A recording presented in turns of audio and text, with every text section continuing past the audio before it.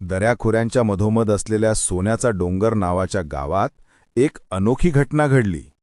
गाव शांत होतं, पण प्रत्येक पौर्णिमेला डोंगरावरून येणारा शंखनाद सर्वांना भयभीत करायचा.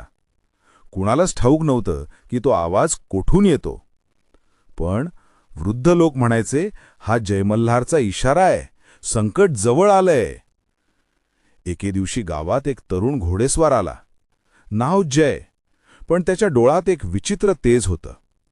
त्याने सांगितलं, मी हरवलेली शक्ती परत मिळवायला आलो आहे. गावकऱ्यांनी त्याला शंका घेतली, पण त्याने ज्या रात्री सोन्याच्या डोंगराकडे प्रस्थान केलं, त्या रात्री आकाशात काळे ढग जमले, वारा गडगडला आणि जमिनीखालून एक मंद निळा प्रकाश झळकला. त्या प्रकाशातून उभा राहिला मल्हार, एक प्राचीन योद्धा आत्मा.